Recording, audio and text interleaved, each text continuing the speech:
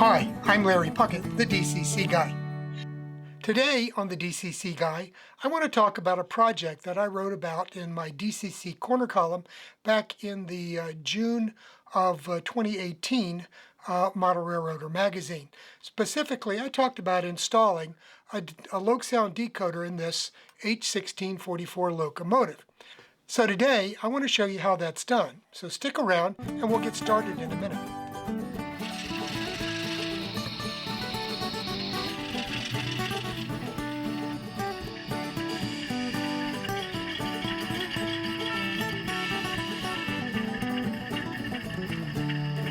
So as I said, I did this particular locomotive back in for the June 2018 Model Railroader column, and then I was digging around in my box of decoders, and I found another Select Direct LokSound decoder that I could put in this one. So I decided to go ahead and do that for this video and show you guys how it's done. So in a second, we'll go ahead and pull this apart and get started. But first, let me tell you a little bit about these locomotives. These were produced from 1950 until 1963, when Fairbanks Morse went out of the locomotive business. The interesting thing about these is that the diesel locomotive engine here that they used was developed back in 1938 and was used throughout World War II in submarines.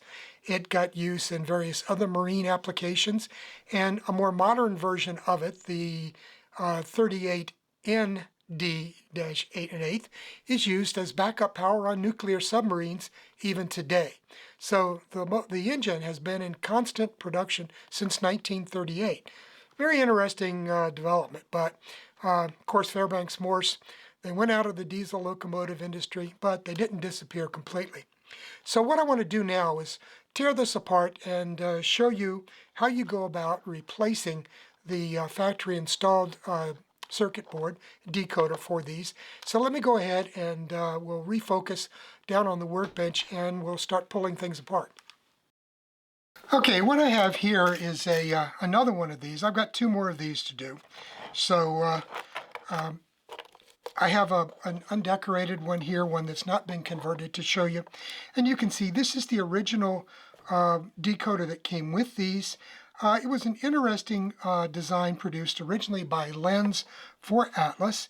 And it had an interesting little switch back here. You can see there's a little removable plug-in board here. And what that allowed you to do is move this board to another set of pins, and it would bypass the DCC circuit and go directly to DC operations. So it was an early means of allowing you to use the locomotive on either a DC powered layout or a DCC powered layout.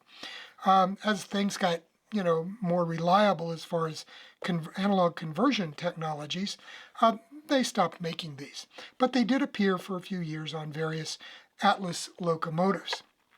Okay, so here for comparison is a LokSound decoder that would swap directly in place of this particular old Lens Atlas production decoder. And you can see that it's got the same cutout here and here for the mounting brackets that make up the motor mount. So it really isn't that difficult. All you have to do is pull the wires and swap them onto the decoder mounting pads here. Now, as I pointed out in a recent video, I have found that the little plastic slip-on connectors that come on these decoders, like these here for the motor mounts, do not typically fit the various tabs, or extended tabs here, on newer decoders, or on decoders, replacement decoders. Now if you get lucky and they fit, that's great. You can just slip your wires in here, and for the motors, and you're good to go. You don't have to do any soldering. I particularly like to do soldering. I've already started pre-tinning some of the tabs here in preparation for installing this decoder in another locomotive. So let's go ahead and take a look at this. it's very simple. You've got basically two LEDs for the class lights in each end. There's another LED here in each end for the headlight itself. Okay, and these headlights aren't too bad. They're sort of a yellowish glow daylight type color. So I leave those in. I, of course, do remove these, and I'll show you how I do that in just a second. But let me go ahead and pop this back together, and we'll go ahead and move on to the project. And what I'm going to do is just move straight to this locomotive here, and they come apart fairly easily once you get them started. You just get one end started like so, and then the shell just pulls right off. Okay. So what I've done is, as I've shown in previous videos with this type of circuit board, I simply soldered my contacts for my various track pickup wires and headlight wires directly to the board. And with respect to these class lights, I used these tiny little surface mount LEDs. You can almost see that there. Let me hold this up. You can see right there that little white, yellowish white tab. That is the surface mount LED. And as I pointed out in a previous video, I got those off of eBay. I think, I got 20 of them for like $16, something like that. And that included shipping. And they're no longer coming from China. I got these, they came in about 2 days from California. So it's fairly straightforward to pick these up. One thing, as I pointed out in that previous video, these little surface mount LEDs come with a 1000 ohm resistor already attached to them. So they save you the chore of soldering the wire to them. However, these Select Direct decoders come with 2.2K resistors already on them for the function leads, so you don't need that 1000 ohm resistor that comes with these. So I just go ahead and cut it off. And by the way, that particular, on these anyway, that lead was the positive wire. The one with the resistor was on the positive side of the LED. And you have to keep that in mind because these are, polarized products. Okay, so what do? Well, I take the individual surface mount. I'm going to zoom in a little bit closer for you here. Okay, now you can see here, I took these LEDs, I put in some Kapton tape right here in each of the openings for the class lights, and that was done in order to insulate the contacts, the solder points on these LEDs from the body itself, because you don't want to cook these things by getting a short with the body. And then I used some of the Uhu tack product. It is a sort of a gray-black sticky product. So what I've done here is I put the little surface mount LEDs into the openings where the original larger LEDs were located, and then I pressed little blobs of that black tack, Uhu tacky putty, in on top of them and behind them, and that keeps them in place and helps insulate them from the surrounding metal parts of the chassis. So I've done that at both ends here. You can see we've got the Uhu again down here as well, and the little surface mount LEDs. Now these things are very bright, so this also helps to prevent light from leaking back into the cab. And so it does a pretty good job of that. And I'm finding more and more uses for this stuff as I do more of these installations. I'll show you another use here. Right here in the floor of the cab, there's a channel where these wires coming from the glass lights and the headlight go back to the motor. So I put the wires down in there, and then I took some of that Uhu product and push the putty down on top of those wires. So, if you need to get it out, you can pull it out because it stays flexible, but it does a nice job of holding those wires down in there, and it also camouflages them. Okay, so that's a pretty neat little way of getting these things tucked away. Okay, one thing I do want to give you a little bit closer look at are these connections on the board for the auxiliary functions, and these would be comparable to the wired functions that you would have on a wired decoder. So on these, you'll see on one side there's the speaker connections here, the motor connections are right here, and then you have 1, 2, 3, 4, 5, 6 separate connection points right here. Now these first two are the common wire or common connection for your functions. So this is comparable to the blue wire on a wired decoder. So that's your function common, and it's positive. So remember that when you're checking, when you're installing your LEDs, identify that positive wire on the LED, and I've shown you how to do that in other videos, but hook those positive wires here to these two tabs, okay?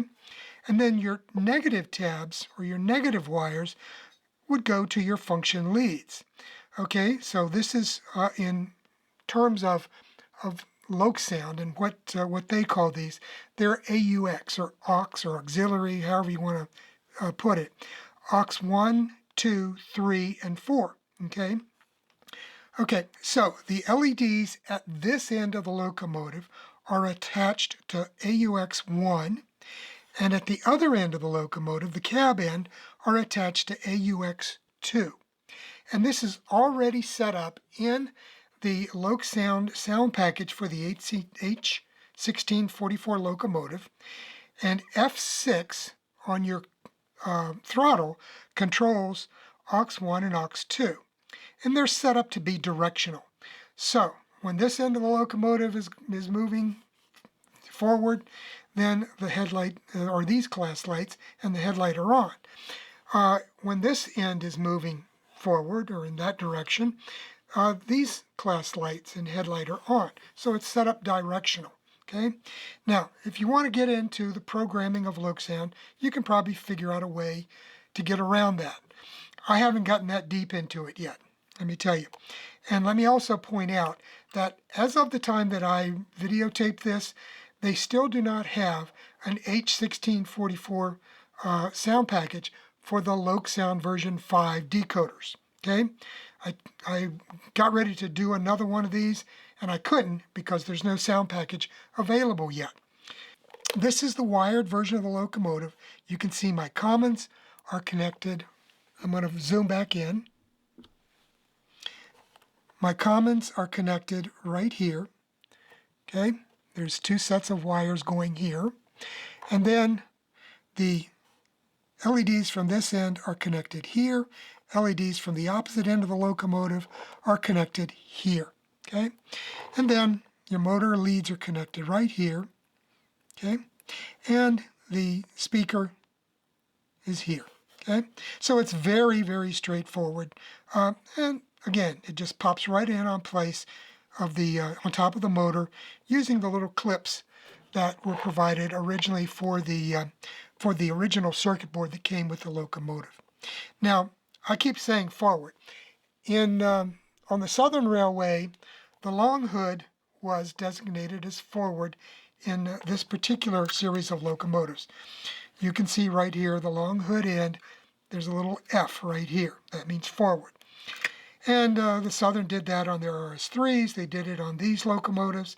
Interestingly, the Jeep 7s, the short hood end was forward. So I don't know why they did it that way. Probably goes back to something with the way that they could get the controls set up in the cab.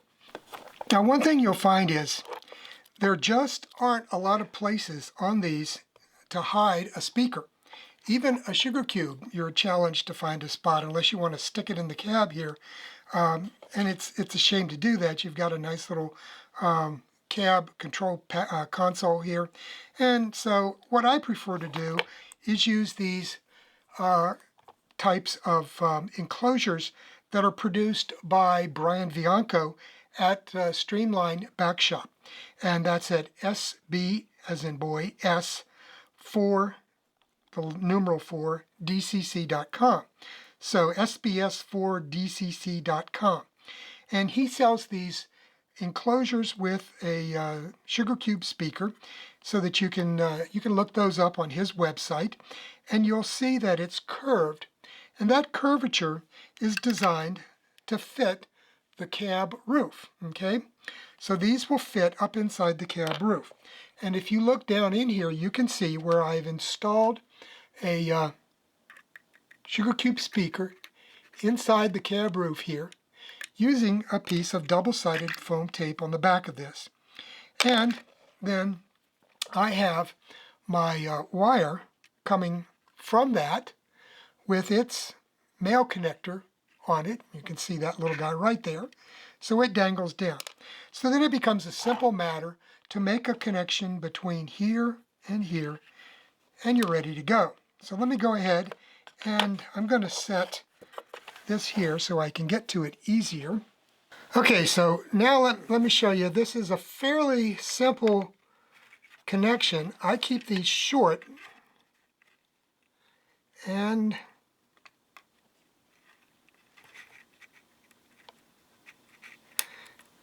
whoops, popped loose on me. So they go together just like that. It's a very quick and easy type of way to install the speaker. Okay, and then with all of that done, it's a simple matter to just pop the shell back on. You're ready for a test run. So let's go ahead and take both of these, put them on the model railroad, and I'll show you what they sound like. Okay, so what I want to do now is go ahead and start one locomotive up by itself so you can hear the start up and then the shutdown sequence. So here we go.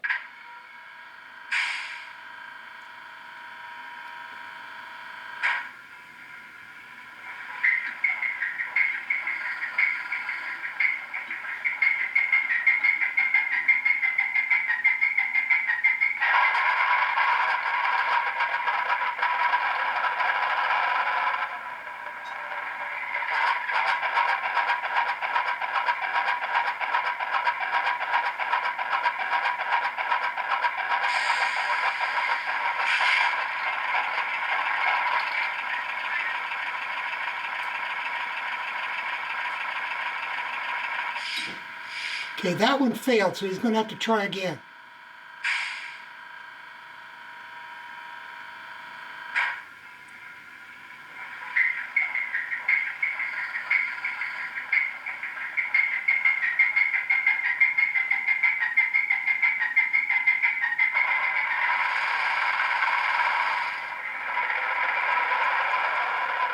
Okay, it sounds like it caught that time.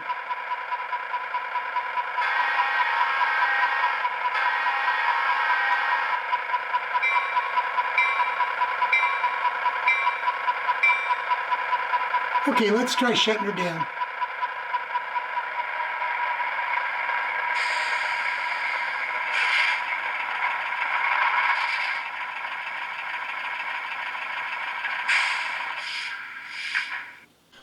Okay, let's go ahead and take a look at these. I don't know how this is going to sound. I'm standing behind the microphone talking to it. It's getting good sound, but it might sound kind of funky, but at least the locomotive should sound good. So let's go ahead and listen to the bell.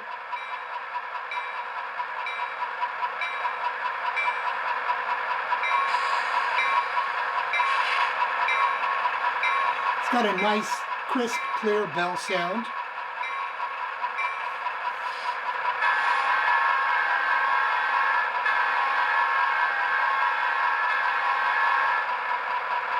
Okay, so you got to listen to the horn.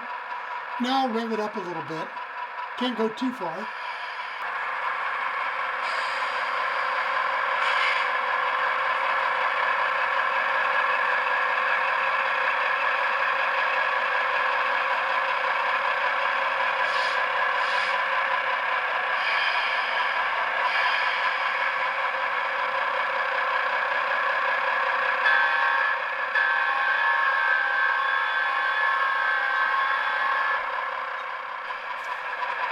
Okay, what I want to do now is throw this guy into reverse so you can hear the brake sounds. They're pretty good on these locomotives.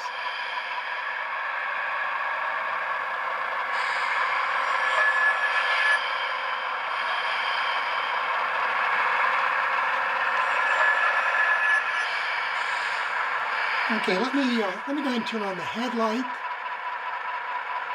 And for that, I'm going to go ahead and move it back just a little bit more so that I can zoom in and show you a couple of things. I've zoomed in quite a bit so that you can see the headlight. I'm going to go ahead and turn that on. And at this point, it's still directional. I have not changed it to individual controls, but it's working very nicely. It's a nice light. But what I wanted to show you is when I turn on F6, the class lights come on. So you can see they're a nice bright little class light indicating white is an extra, so for a local or something of that nature.